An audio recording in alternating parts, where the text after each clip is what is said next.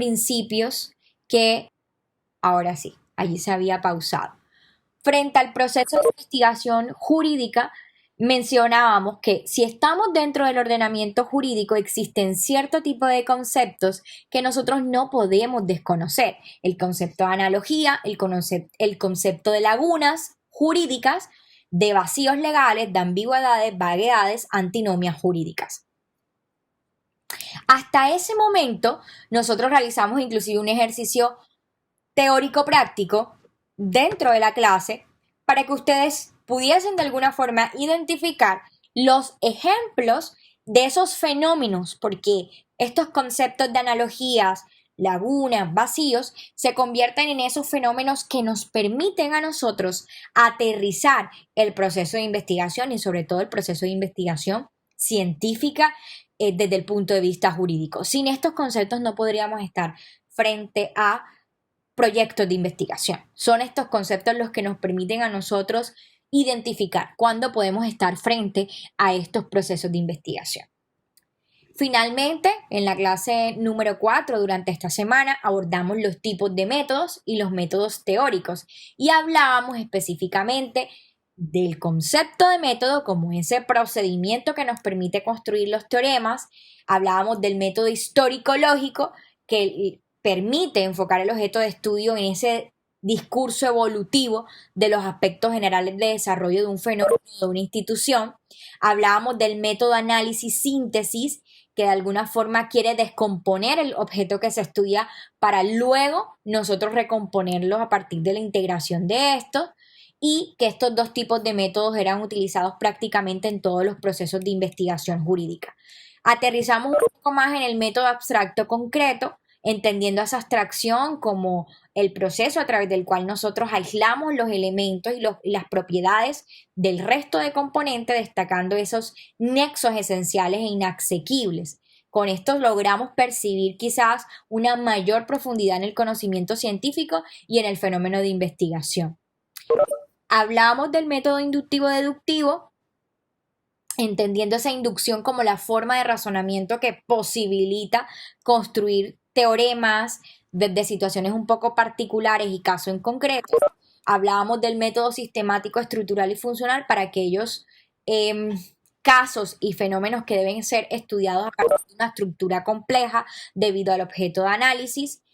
Finalmente hablábamos del método comparativo, que hay algo muy importante dentro del proceso de investigación jurídica y es que para otras ciencias la comparación no es un procedimiento o no es un método de investigación, pero para nuestra investigación jurídica sí lo es. De allí la característica esencial de este método comparativo dentro de los estudios netamente jurídicos. Y también podríamos decir que dentro de los estudios sociojurídicos. A partir de esos fundamentos teóricos que hemos realizado, ya entramos un poco más en materia frente a la composición y a los aspectos del anteproyecto de investigación. Partiendo siempre, chicos, que un anteproyecto de investigación es esa maqueta que me va a permitir construir el proceso de investigación. Así como lo vimos nosotros en fundamentos de investigación, dimos unas características, ¿verdad?, de todo proyecto de investigación y de todo anteproyecto de investigación. En este momento y el objetivo de la clase del día de hoy, y es por eso que estamos aquí reunidos, es para poder abordar cuáles son los aspectos que yo debo tener en cuenta para formular un correcto proyecto de investigación jurídica. Porque metodológicamente no existen unos cambios sustanciales, pero sí es necesario que nosotros a partir del día de hoy precisemos qué características va a tener un anteproyecto de investigación jurídica propiamente, porque estamos situados frente a esa ruta del proceso. No estamos situados en otra, no estamos en el proceso de investigación social o dentro de procesos iniciales que realizamos el semestre pasado. Estamos frente a un tipo de investigación que es un área del conocimiento científico que se ha encargado de estudiar el derecho y que en cierta medida tiene unas particularidades y que nosotros debemos responder a esas particularidades. ¿Listo? Por tal motivo, A partir de las siguientes semanas, nuestro foco de estudio va a ser el anteproyecto de investigación y trataremos de agotar cada una de esas particularidades. Es un momento importante para que ustedes puedan abrir un poco su mente para seguir absorbiendo esos conocimientos que han servido en el proceso de fundamentación de la investigación y dado el nivel ya de profundidad es necesario que nosotros podamos aplicar dentro de la investigación.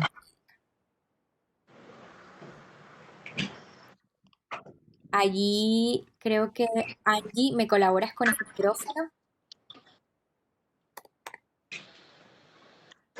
Listo, ya te lo muteé. Muy bien. Entonces, fíjense que lo primero que nosotros debemos tener en cuenta es ese planteamiento del problema. Si el anteproyecto de investigación, tal como lo analizamos el semestre pasado, es o responde a esa maqueta que me va a permitir, construir un gran edificio, este anteproyecto de investigación debe tener una estructura. Y repito, la estructura viene dada e inicia con el planteamiento del problema, de la manera en que nosotros lo hemos analizado. Estamos hablando de estructuras de anteproyecto de investigación. Recuerden que no estamos hablando en estos momentos de la estructura de los artículos científicos, que son otros productos de investigación y de los cuales nosotros también abordamos el semestre anterior. A fecha de hoy, solo estamos abordando la estructura de este proyecto y en este momento el anteproyecto de investigación. Y lo primero que tenemos que precisar, chicos y chicas, es que el objeto de estudio de la investigación jurídica está integrado por, en primer lugar, las normas jurídicas. Y por normas jurídicas y dentro de esa gran categoría que nosotros tenemos, podemos establecer que existen formas de creación, interpretación, aplicación de la norma, la relación que tiene la norma con los fallos de los tribunales, porque este tipo de enfoque es el que se realiza normalmente a partir de la dogmática jurídica. En este tipo de investigaciones encontramos, por ejemplo, los análisis que se realizan desde la técnica jurídica, desde la técnica legislativa, desde la interpretación jurisprudencial, desde lo concerniente a la teoría constitucional, ¿verdad? Allí estamos ubicados en este primer objeto de estudio, la norma. La norma y todo lo que tiene que ver frente a la norma. Es decir, que en este proceso que ustedes están iniciando con las propuestas de investigación jurídica, por eso les mencionaba que no todas las propuestas que ustedes estaban llevando a cabo podrían tener un alcance netamente jurídico, porque la particularidad de la investigación jurídica se viene dada por el objeto de estudio. Y el objeto de estudio en primer lugar es ¿qué? La norma. Pero ¿qué adicionalmente a la norma se estudia dentro del proceso de investigación jurídica? Estudiamos entonces también el contenido de las normas.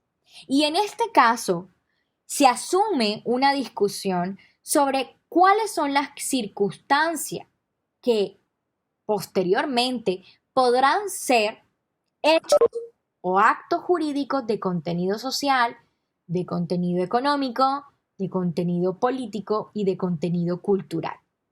En este tipo de ejes problemáticos suele emplearse ya no la dogmática jurídica, sino la sociología jurídica, el derecho económico, nacional, internacionalmente, las ciencias políticas, entre otros. Fíjense entonces que si el objeto de estudio puede ser de estos dos tipos, la norma y el contenido de la norma, y tiene una fundamentación la norma jurídica, una fundamentación teórica a partir de la dogmática jurídica, y recuerden que estudia la dogmática jurídica. A ver, pregunta, ¿qué estudia la dogmática jurídica? Pueden escribir ahí en el chat también. ¿Qué estudia la dogmática jurídica? Te dice que es específicamente esa qué, a ver. ¿Por qué está compuesta la gramática jurídica? Por dogmas jurídicos, por tipos penales. Recuerden que los dogmas siempre se extraen del contenido de las normas jurídicas, unas normas que están positivizadas, unas normas que hacen parte del sistema jurídico. De allí que nosotros podamos estudiar solo el contenido de la norma, pero no se agota allí el análisis de la norma. También yo puedo estudiar ese contenido a través de la sociología jurídica como esa rama que permite identificar, establecer, diferenciar, aplicar los problemas, la eficacia y todo lo que concierne al derecho y la sociedad. Porque no solamente se encarga de estudiar al derecho como norma, sino también el derecho como esa institución que permite estudiar el Estado y el funcionamiento del Estado. Y permite inclusive estudiar el nacimiento de las distintas reglas de las categorías dentro del proceso normativo.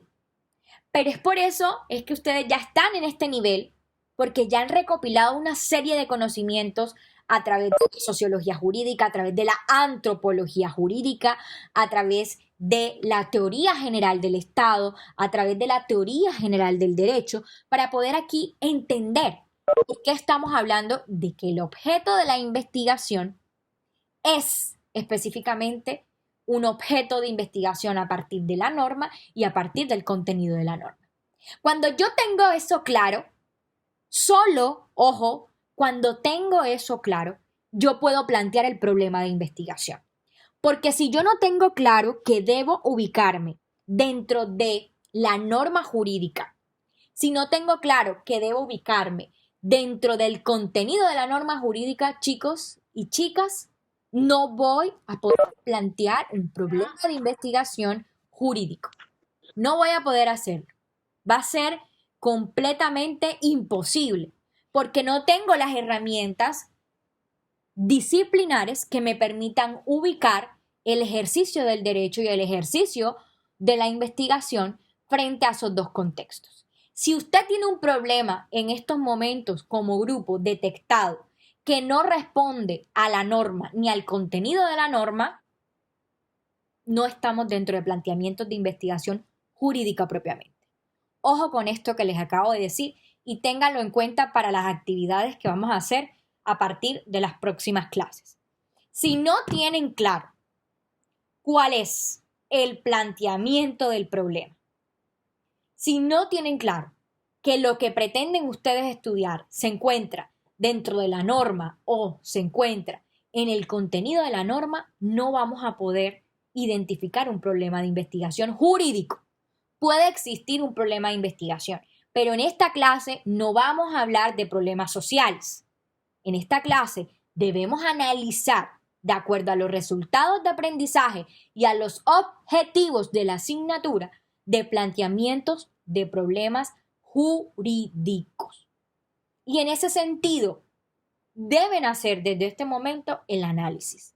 Deben realizar el análisis para nosotros efectuar este proceso de investigación a partir de la consolidación de los sistemas jurídicos. En definitiva, estos son los objetos de estudio. Doctora, pero entonces lo que hablábamos hace 2 semanas frente a la antinomia, frente a los vacíos, ¿no son objetos de estudio? No, no son objetos de estudio. Los fenómenos o los conceptos, perdón, de los cuales nosotros analizamos hace 2 clases, estos que ustedes ven aquí, son fenómenos que nos permiten estudiar y que nos permiten identificar problemas jurídicos. Claro, porque son los que subyacen del ordenamiento jurídico. Es que solo hablando desde el contenido del ordenamiento jurídico puedo entender que estoy situado en procesos de analogía o estoy precisando en conceptos de laguna jurídica. Si no estoy en estos conceptos, va a ser muy difícil que yo logre establecer la identificación del problema de investigación frente a la norma y frente al contenido. Allí lo importante frente al contenido, ojo, cuando hablamos del contenido, cuando hablamos de los objetos de estudio, el contenido de la norma, claro que sí, puede ser desde el contexto, sí, inclusive se habla del derecho económico, pero lo importante es que dentro del contenido de la norma, cuando se asume este, este concepto del contenido de la norma, se asume sobre esos hechos o actos jurídicos de contenido social.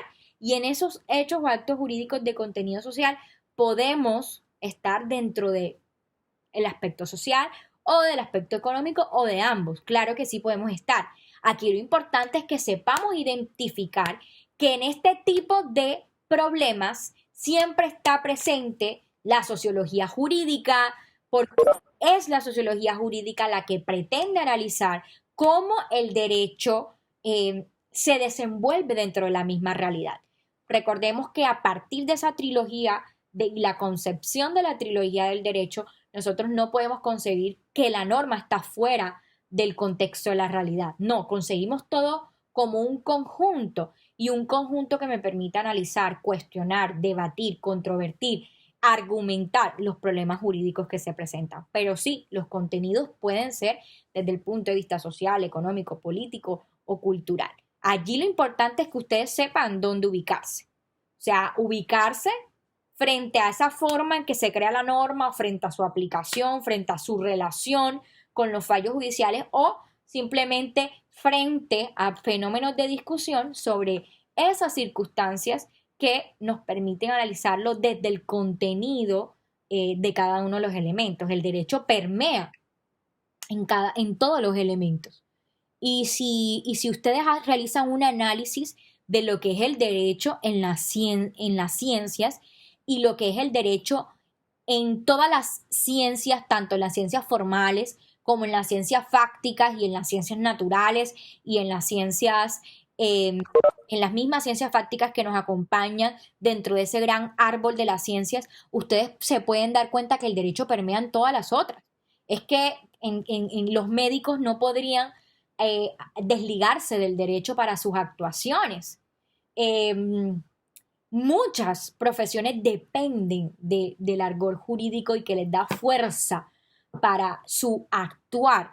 Por lo tanto, cuando yo me refiero al contenido de la norma, puedo permear todos los ámbitos de la esfera humana. Es por eso que nosotros cumplimos un papel supremamente importante y eso se traduce en la forma en que ustedes puedan asumir ocupacionalmente la profesión. Es que un abogado usted lo puede no solamente no puede resolver problemas no solamente del ámbito educativo, o sea, también se puede desenvolver en otras áreas ocupacionales, pero es porque todo tiene su razón de ser. No es que el abogado quiera estar en todas, sino que todo tiene una fundamentación no solo eh, filosófica, porque soy yo una de las personas que más lo defiende, pero sí desde una concepción epistemológica. Es que epistemológicamente el derecho debe estar en todos los ámbitos de la vida humana.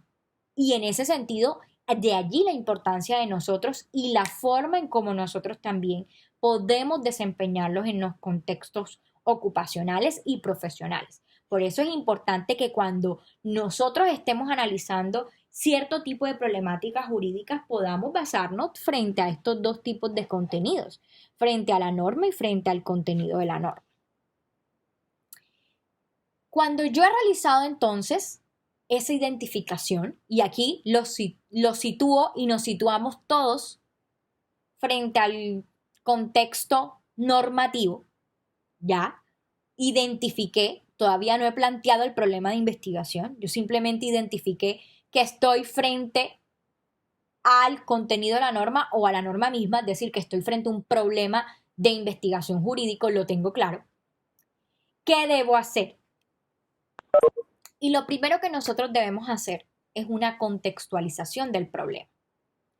Y en esta contextualización del problema, yo voy a identificar, en primer lugar, cómo era esa situación antes de convertirse en un problema. ¿Cómo era la situación antes de convertirse en un problema? Es lo primero que yo voy a entrar a definir. Es decir, que ustedes pueden ir haciendo un checklist. ¿Qué necesito para poder plantear correctamente mi problema de investigación? Entonces, César, usted lo que necesita es primero contextualizar el problema. Es decir, describir cómo estaba la situación antes de convertirse en un problema. Y además, yo debo señalar la situación actual de dicho problema. Es decir, a partir de qué momento se convirtió en un problema. Allí, solo allí respondiendo a esos dos puntos, yo contextualizo el problema. Ustedes cuando le preguntan a su compañero cómo estuvo la clase, contextualízame, ¿qué dieron la clase pasada? Usted debe responder cómo fue la situación antes de que usted ingresara inclusive a la clase, cómo estuvo la situación y qué dejó el docente, qué dijo, si hay trabajos, cómo va a ser el parcial.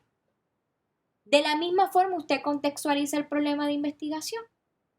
Usted va a describir cómo era la situación antes de convertirse en ese problema y luego va a señalar la situación actual del problema. Pero eso no se agota allí. El planteamiento del problema no solamente nos permite contextualizar el problema. Yo debo establecer cuáles son las características del problema en este contexto.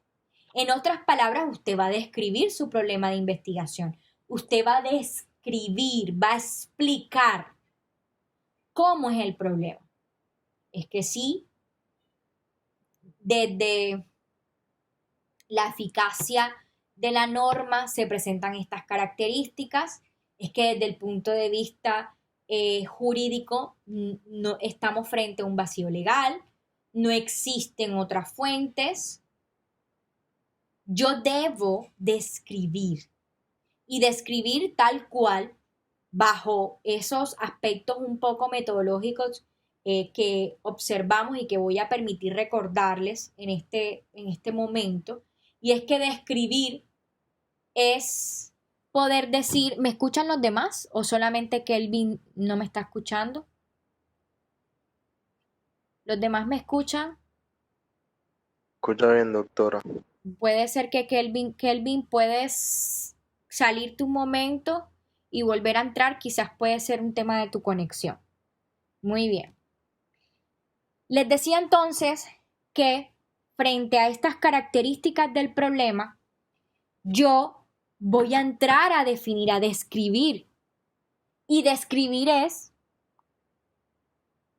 mencionar y mencionarle al lector para que lo conozca. Porque recordemos que el lector pueda que no conozca nuestro problema de investigación. El lector pueda que no lo conozca. Y si el lector no lo conoce, se pueden imaginar. Si no entiende lo que ustedes le están transmitiendo, de allí la importancia del proceso de redacción científica. Y de allí la importancia del redactar. El redactar y el uso del lenguaje, sea oral o escrito, es un arte. Y es un arte del cual ustedes, como futuros profesionales del derecho, tienen que deleitarse y tienen que manejar. Por eso los invito, y aquí como un comercial televisivo, a acudir a sus cátedras cero. Porque solo afinando el proceso de investigación, solo afinando los detalles de redacción, es que yo puedo transmitir de forma correcta mi idea y mi argumento. Y usted no quiere llegar a séptimo, octavo, noveno semestre cuando le diga a su empleador, mire, es que yo no le entiendo lo que usted me está diciendo aquí en este escrito. Pero es que yo quise decir eso, sí, pero no lo dijo. Y si no lo dijo, es porque hay un error en la redacción. Si yo no entiendo lo que usted desea transmitir, es porque lo que usted me está transmitiendo está mal redactado. Entonces, debemos nosotros, como futuro profesional del derecho, entrar a caracterizar el problema de investigación. Si usted no lo puede caracterizar, va a tener dificultades para que entienda toda la comunidad científica que hay un problema y que ese problema es jurídico. Yo entonces debo establecer cuáles son esas características del problema de investigación. Resulta necesario además que una vez que nosotros identifiquemos nuestro problema de investigación, se realice una documentación inicial. Y esa documentación inicial tiene por objeto contribuir en la precisión conceptual del problema. Sin esa documentación inicial, ustedes no pueden iniciar la elaboración del proyecto de investigación. No lo podemos hacer. Lamentablemente, no lo podemos hacer y no lo vamos a poder llevar a cabo. Porque investigar requiere que ustedes antes de definir el problema de investigación, realicen un acompañamiento, realicen una revisión previa del proceso de investigación. Y es allí entonces, y voy a recordarles que yo debo, y bueno, ya veremos unas técnicas en específico de la pesca documental.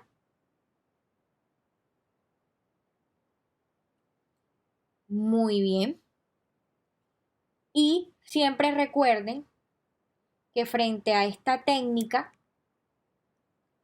nosotros vamos a estar presentes a través de los buscadores en específico. Y estos buscadores nos permiten obtener la información respectiva. Los buscadores nos van a permitir realizar ese sondeo, siempre buscando en buscadores científicos, Google Académico, específicamente Google Scholar. Siempre recuerden el uso de las comillas, la buena, ojo, la correcta redacción, inclusive en temas ortográficos de lo que deseo investigar, para que el número de búsquedas sea más efectivo. Esto lo deben hacer en todos los procesos y desde aquí, pues no es la excepción. Desde aquí nosotros vamos a realizar este proceso de investigación y debemos entonces identificar a partir de una documentación inicial cuál es el contenido de este proceso de investigación.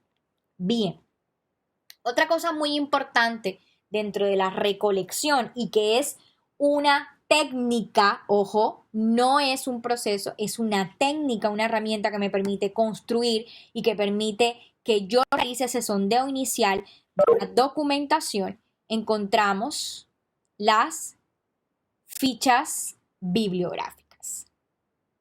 Y en estas fichas bibliográficas yo les voy a mostrar cómo nosotros, a partir de la técnica de la ficha bibliográfica, podemos realizar la recolección de la información. Es la manera como desde el punto de vista documental yo recojo la investigación para poder identificar qué se ha dicho con respecto al proceso de investigación. Y regáleme un segundo mientras la ubico.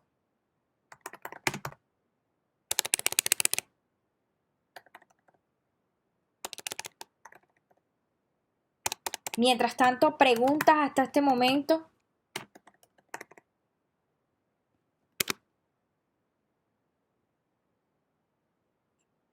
Preguntas hasta este momento por parte de ustedes. Sí, sí se está grabando. No, no estoy compartiendo. Dejé de compartir para buscarles el esquema de la ficha que les voy a mostrar, como ese sondeo inicial que es importante que ustedes realicen. Preguntas frente a lo que hemos hablado el día de hoy.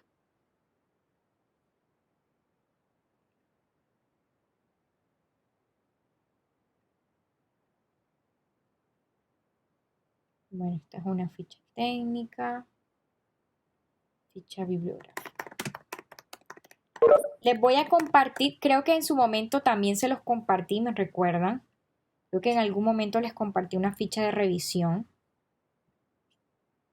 y una ficha técnica para el manejo de la información documental de las sentencias. No se las compartí. Me confirman si no se las he compartido, por favor.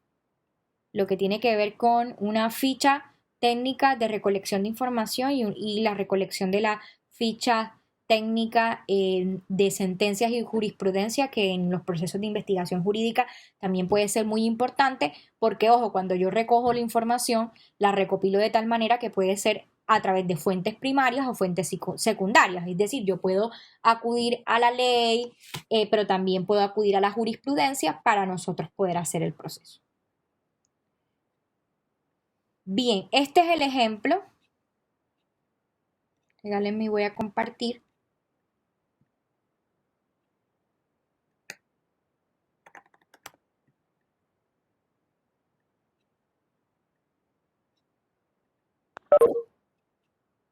Muy bien.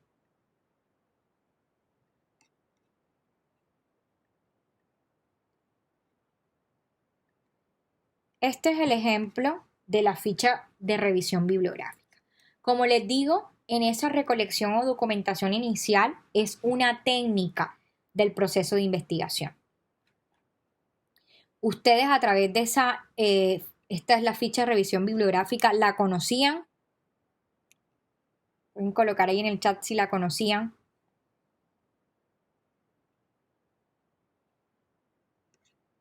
No, ok. Bueno, entonces se las presento. Esta es la ficha de revisión bibliográfica. Como la investigación jurídica es eh, una investigación eminentemente teórica, yo necesito de la recopilación de unos datos teóricos para poder resolver el problema de investigación. Entonces, las fichas de revisión bibliográfica nos permiten sintetizar los procesos de investigación y cuando usted, por ejemplo, realiza una documentación inicial, muchísimas veces las recopila y las analiza a través de estas fichas de revisión bibliográfica. Dentro del proyecto de investigación se convierten en los anexos del proyecto de investigación. Y dentro de esos anexos, nosotros podemos utilizarlas y nos sirven no solamente desde el inicio del proyecto de investigación, sino también al finalizar. ¿Listo?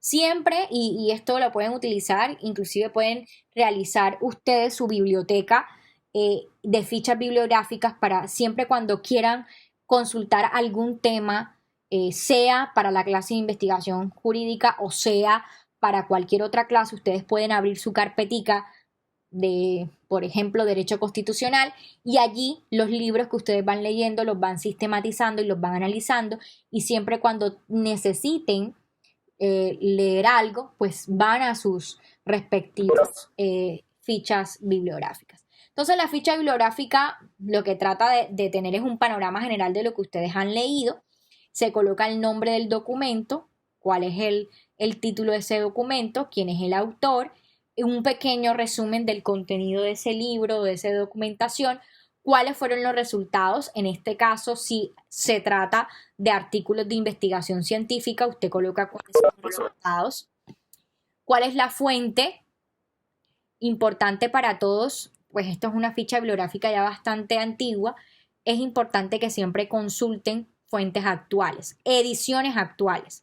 No, cuando vayan a una biblioteca siempre verifiquen, lo primero que verifiquen en el libro que están leyendo es la edición, porque las ediciones bastante ya antiguas quiere decir que de alguna forma pudo haberse modificado alguna teoría, alguna síntesis, entonces eso es importante que lo tengan en cuenta. ¿Dónde se encuentra ubicado el documento? Si está en físico, pues en el lugar donde se encuentra en físico o si a través de el internet, cuál es el enlace. Entonces es muy importante que aquí lo coloque.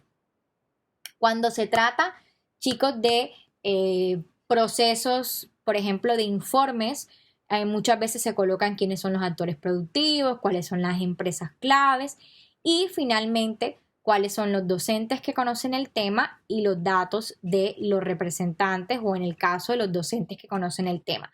Fíjense que esto se realiza para ese tipo de sondeos y que ustedes puedan tener a la mano la información. Este es un modelo de ficha bibliográfica que nosotros hemos utilizado al interior de la escuela durante mucho tiempo y del cual recopilamos también la información.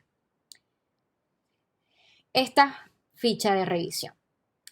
Pero como nosotros, y también le decía, realizamos estos procesos de investigación en donde buscamos abarcar y poder leer contenidos de las normas, su relación también con las otras fuentes del derecho, encontramos otra técnica de recolección de información que nos permite hacer el sondeo inicial desde el planteamiento del problema. Y en este aspecto encontramos la ficha técnica de las jurisprudencias. Esta es un formato que también lo encuentran en los protocolos de los trabajos que fueron remitidos a los representantes en su momento. Y esta ficha técnica, fíjense que lo primero que tiene es aquí un título. Ustedes le colocan a esa sentencia que están leyendo un pequeño título. Este título es creado por ustedes. Recuerden que hay sentencias o manejo de jurisprudencia que tienen alrededor de más de 30 páginas, 20 páginas. Hay unas que pueden tener 60 páginas. ¿Qué sucede? La ficha técnica de información lo que pretende es sintetizar la información y que usted no tenga que recurrir siempre a la sentencia que va a leer para poder identificar cuál es el contenido de esa sentencia. Entonces también es bastante práctica, no solamente como técnica de investigación, sino también como técnica objeto de estudio por parte de cada uno de ustedes durante la carrera. Y en esta ficha técnica encontramos, por ejemplo, la introducción. Normalmente se realiza la introducción bastante breve, una pequeña introducción del tema. ¿Qué día hago yo el análisis? Esta chica lo realizó el 25 de noviembre del año pasado. Ella realizó el análisis de su sentencia en esa fecha. El nombre de la estudiante, la corporación, porque puede ser que la sentencia que estoy analizando es de la Corte Constitucional, es de la Corte Suprema de Justicia, o es del Consejo de Estado, o es del juzgado, y si es otra puede ser un tribunal administrativo, depende de lo que ustedes van a analizar. El tipo de providencia, porque recuerden que las sentencias pueden ser de tutela, las sentencias pueden ser de constitucionalidad, las sentencias pueden estar dentro de algún área en específico del derecho, entonces es importante que ustedes señalen qué tipo de providencia es, que identifiquen el proceso de referencia. Si es una sentencia de tutela, normalmente los números de los procesos de referencia inician con la letra o la inicial T. Si son sentencias de constitucionalidad, puede ser de la sentencia C, ¿vale? La fecha de la providencia, en este caso, ¿en qué año? Fíjense que no es la fecha en que ustedes analizan la información, sino la fecha de la providencia. En estos momentos, en esta sentencia fue del 13 de agosto del 2010. La instancia también es importante que la establezcan si es de primera, segunda o única instancia. El juez que profiere la sentencia, ¿quién es el juez que profiere la sentencia? En este caso fue el doctor Juan Carlos Henao Pérez. ¿Quién es el demandante o quién es el acusador? ¿Y quién es el demandado? Es decir, identifico las partes, tanto demandante como demandado del proceso. Y aquí hay algo muy importante, identificar el tema. ¿De qué trata la sentencia? Es lo que ustedes podrían realizar dentro del proceso de investigación, como cuáles son las categorías de investigación. ¿Cuáles son los temas que voy a analizar? Perdónenme, categorías de investigación. Los hechos o los antecedentes. Recuerden que los hechos son las situaciones fácticas que dieron origen al proceso de investigación, al proceso jurídico. Es muy importante aquí que no copien y peguen los hechos o antecedentes de la sentencia, porque entonces no van a sintetizar, sino que van a trasladar el proceso de información. Y en este aspecto, dentro de los hechos de la sentencia, siempre recuerden y acostúmbrense cuando estén elaborando sus derechos de petición, cuando estén elaborando sus demandas, acciones de tutela, por cada hecho o por cada punto, mencionar un hecho. No coloquen varios hechos dentro de un mismo punto para que cronológicamente ustedes puedan colocar sus hechos. ¿vale? Cronológicamente. En este caso, la estudiante establece que va a interponer, que existe una mujer que interpuso una acción de tutela, que instauró la acción de tutela contra un bar en específico, que ingresó a laborar como prostituta en el bar mediante un contrato de trabajo verbal indefinido, que el actor informó que su médico tratante le había indicado que su embarazo era de alto riesgo. Fíjense que por cada punto ella está identificando un hecho. Y esto es importante porque dentro del proceso, repito, de redacción de cualquier texto jurídico debe quedar claro cuáles fueron los hechos que sirvieron de fundamento para el estudio del proceso. Luego se colocan las pretensiones del actor. Y recuerden siempre que las pretensiones del actor es todo aquello que solicita y que desea conseguir el actor frente al proceso. En este caso, solicitó tutelar los derechos fundamentales a la seguridad social, a la vida digna y el reintegro. Entonces, fueron 2 puntos y usted así tal cual lo puede colocar sintetizando la información. Coloca en el siguiente punto cuáles son los fundamentos del actor, es decir, por qué solicitó el amparo de esos 2 derechos. Y luego ya viene el proceso de decisión. ¿Qué decidió el auto en primera instancia? Recuerden siempre que dentro del argot jurídico la decisión de primera instancia se denomina acuo, ¿ok? Y la decisión de primera instancia, aquí está la justificación de la decisión de primera instancia. Decisión de segunda instancia, ¿qué decidió? Y acá, dentro del argot jurídico, se denomina acuen.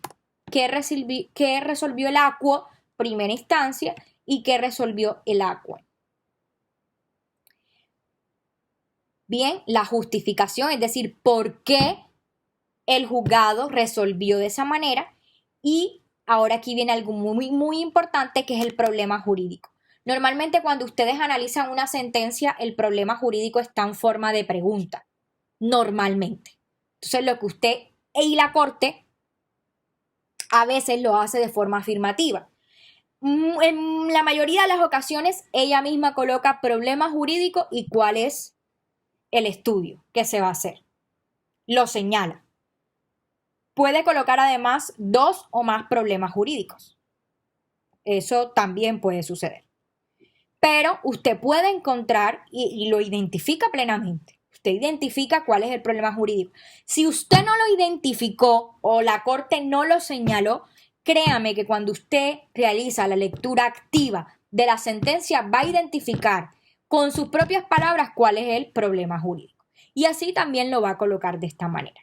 ¿Vale? Luego viene el estudio de la corte, que recuerden es la ratio decidendi.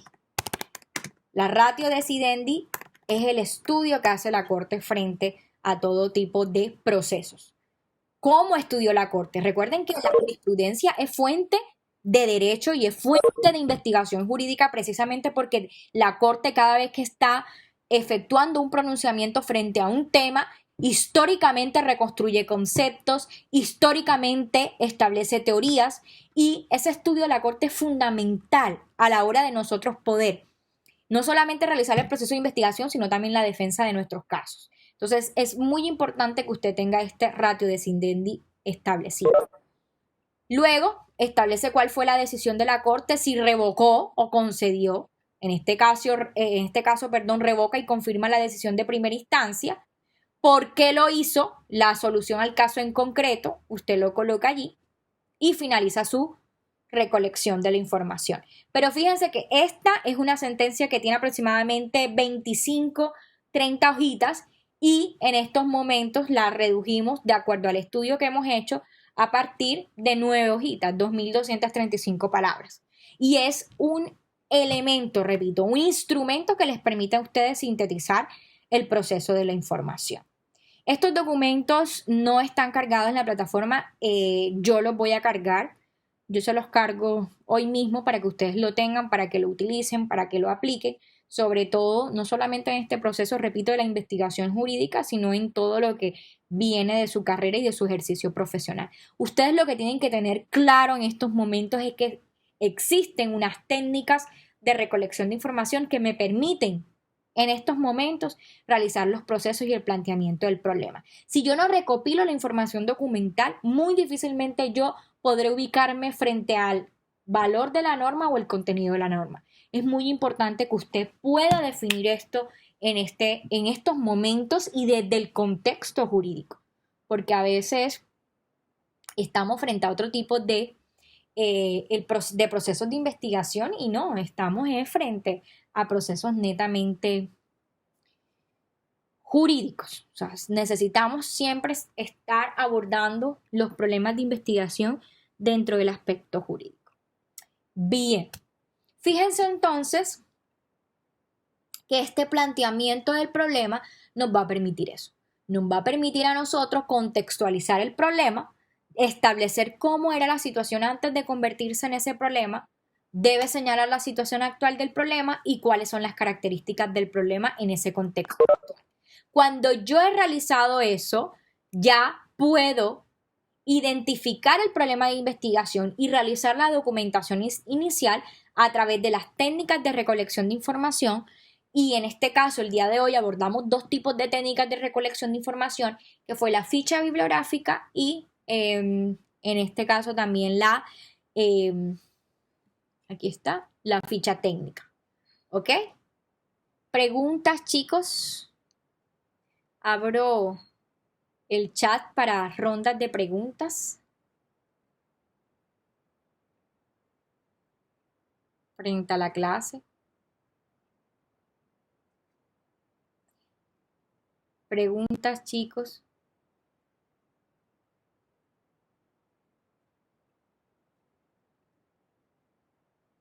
Un momento, no veo el chat, un momento.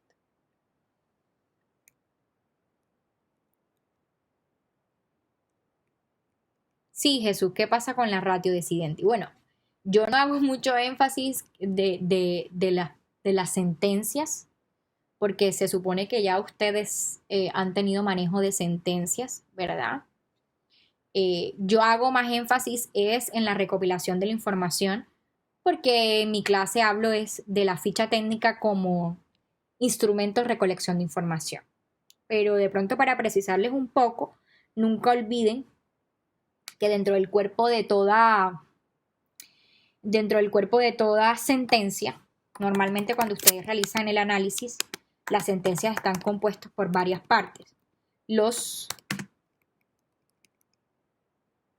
Bueno, voy a hablar aquí de los aspectos generales, que son los que vimos, qué tipo de sentencia es, cuál fue el juzgado, pero normalmente está compuesta por los hechos o antecedentes. Ah, bueno, no estoy compartiendo.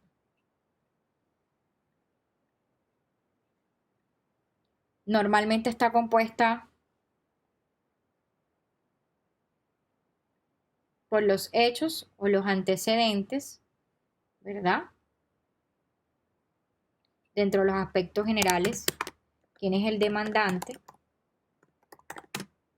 y demandado. Normalmente, cuando ustedes lean una sentencia, es de esta manera. Demandante y demandado, hechos antecedentes. Luego de estos hechos o antecedentes están las pretensiones del actor. También lo encuentran en la sentencia. Viene la decisión de primera instancia.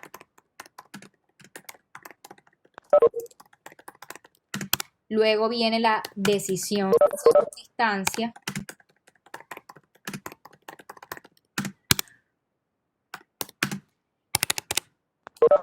Hay algo que encuentran que son las intervenciones.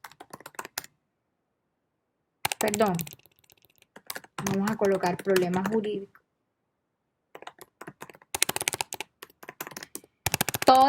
Toda estructura de la sentencia tiene esto. Toda sentencia que ustedes leen, si la han leído, grave si en tercer semestre no han leído. Pero si ustedes han leído, lo van a encontrar. Problemas jurídicos, intervenciones de la Corte. Perdón, intervenciones. Las intervenciones están constituidos por todas aquellas personas, inclusive grupos de ciudadanos, fundaciones, ONGs, Ministerio Público, Procuraduría, grupos de universidades, que se pronuncian frente a un tema, ¿vale? Que se pronuncian frente a un problema jurídico. Luego viene, y estas intervenciones vamos a colocarlas acá. Cierren los micrófonos, por favor. Les agradezco, gracias. Y luego del problema vienen las consideraciones de la Corte. Lo resuelve. Listo. Y él resuelve, que es la decisión. ¿Qué sucede para todos? Que esto hace parte de las palabras o las frases de nuestros diccionarios jurídicos. Les agradezco que siempre tengan a la mano los diccionarios jurídicos. En la antigua Roma, que es la cuna de la democracia se dice que también, pese a que en el derecho no podemos identificar que existe un origen específico del derecho, sí podemos mencionar que existen diversas ciudades que de alguna manera inspiraron y sirvieron de fundamento para lo que hoy conocemos como el derecho, ¿vale? Entonces en Roma, normalmente a esas decisiones de la primera instancia, en estos arbores jurídicos, estos conceptos jurídicos provienen, denominan a los tribunales de primera instancia como el acuo. Si ustedes leen una sentencia, hay expresiones en específico que utilizan el acuo cuando ya no quieren decir lo que estableció el tribunal de primera instancia, no, lo que estableció el acuo. Muchas veces van a encontrar, cuando encuentren este término, es específicamente al tribunal de primera instancia, al juzgado de primera instancia. O para los de segunda instancia ustedes encuentran el acuen. Acuen. Para referirse específicamente a las decisiones de segunda instancia.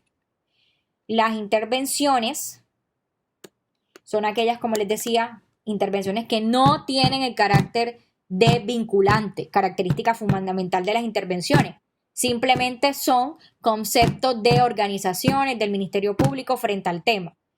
Hay por ahí un dicho que eres ignorada igual que las intervenciones de las sentencias o de la jurisprudencia, porque normalmente pues yo, y si lo ven en la ficha técnica, pues no colocamos el ítem de intervenciones, simplemente nos vamos a las consideraciones de la Corte. Y es lo normal, normalmente se denomina eso la obiter dictum. ¿Cuáles fueron las consideraciones de la obiter dictum? Porque pues no tienen carácter de vinculante. El problema jurídico lo encuentran y la ratio decidendi. La ratio decidendi son las consideraciones de la Corte y que por lo tanto sí tienen el carácter de vinculante. Cuando nosotros nos referimos a las consideraciones de la Corte y ustedes le preguntan al compañero ¿por dónde vas leyéndote la sentencia? No, voy la ratio. Cuando él diga yo voy por la ratio, están las consideraciones de la Corte. Entonces hace parte de la estructura de las sentencias y es lo que ustedes pues deben siempre identificar cuando realicen los análisis jurisprudenciales. Es por eso que lo identifican de esa manera. ¿Listo?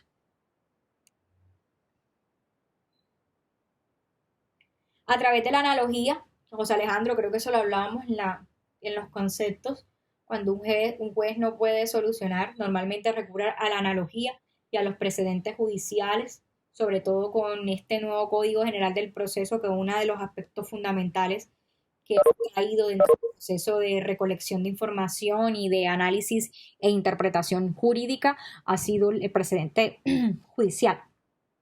Entonces, de esa manera es que soluciona muchas veces los casos. Bien, ¿alguna otra pregunta frente a la clase? Quedando 5 minutos para finalizar. No sé si tienen alguna recomendación frente a las clases, cómo le ha parecido la mecánica de las clases, si ha sido de su agrado, qué aspectos se tienen que mejorar. Ya la próxima semana son los parciales, no he identificado si nos corresponde la primera o la segunda semana. Yo voy a cargar todos los contenidos de la clase y los voy a cargar para que estén todos pendientes, por favor. Los voy a cargar en la primera semana allí van a encontrar todo lo que hemos utilizado en la clase. La idea con esta clase es, vamos a realizar, pienso que una evaluación un poco teórica de ciertos conceptos que ustedes deben tener definidos y que sea tipo quiz, de esa manera. Entonces, creo que con eso podríamos hacer, pero que bueno, que sea un quiz, que no sea algo tan, ¿qué les digo?, tan apasionado o que no sea algo que ustedes sientan una tensión en específico, sino que simplemente como quiz. Claro, Edgar, puedes escribir en el chat la recomendación. Claro que sí, estoy atenta a leer la recomendación. Eso es lo que vamos a hacer como parcial. Recuerden que en el parcial, bueno, deben tener la plataforma activa. Eso es importante que también lo hagan. La plataforma activa, fundamental. Plataforma de Moodle, fundamental. Entonces es importante que también todos tengan sus plataformas activas y que estén en la plataforma Moodle, que tengan acceso a su plataforma Moodle. De alguna manera, bueno, eso es lo que yo propondría. De pronto hacer dos ejercicios o hacemos ese ejercicio del quiz, lo podemos hacer la próxima clase también y como parcial como tal, podríamos nosotros identificar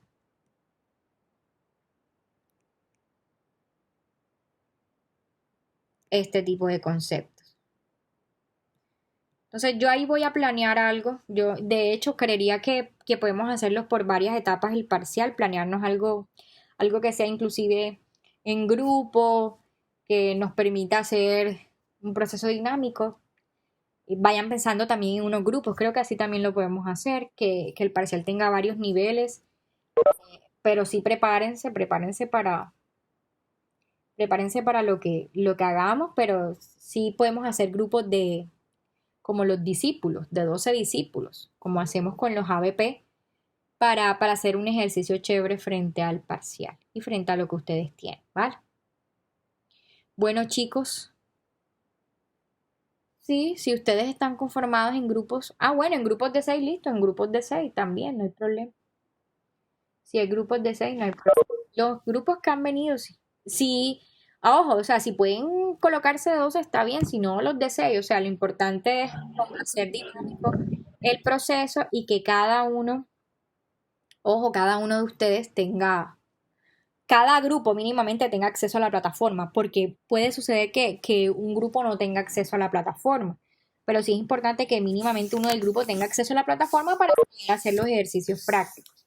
Voy a tratar de hacer varios ejercicios prácticos en la clase y que sea algo, si por ejemplo van a resolver preguntas, yo decirle a los grupos, bueno, todo el grupo, el líder del grupo, por favor habla a su plataforma Moodle y allí va a encontrar 5 preguntitas, respóndalas en, no sé, o una pregunta, respóndala en 30 segundos, o sea, algo que sea dinámico y que sea fácil también para todos ustedes.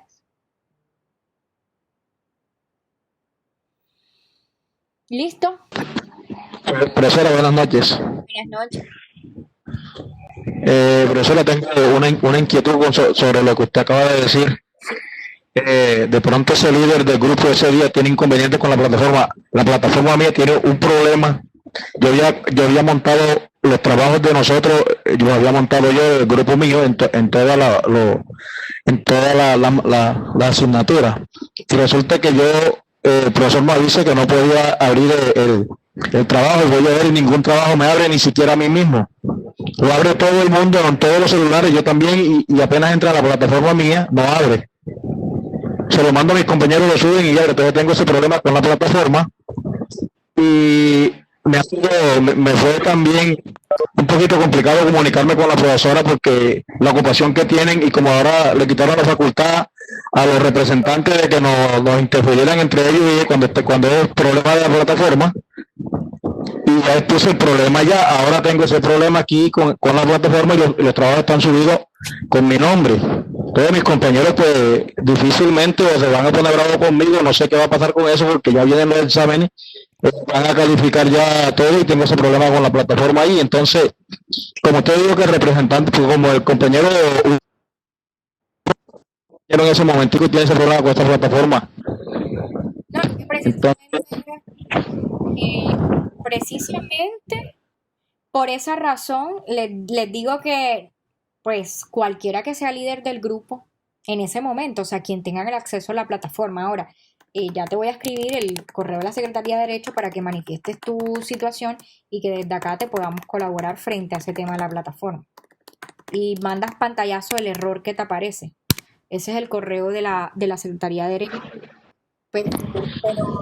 Pero si ya tú estás identificando que tienes ese problema, por eso no quiero hacerlo individual, porque muy seguramente alguno no entrará y tampoco esa es la idea y pienso que también lo podemos hacer un poco dinámico. Entonces, porque ojo, o sea, tampoco es que me van a formar algún problema porque yo no pude responder. No, no, no. O sea, es un ejercicio para relajarnos, es un ejercicio dinámico y un ejercicio para aprender mediante actividades didácticas y trabajo colaborativo. Entonces, no quiero que eso se vaya a presentar para los inconvenientes que se han presentado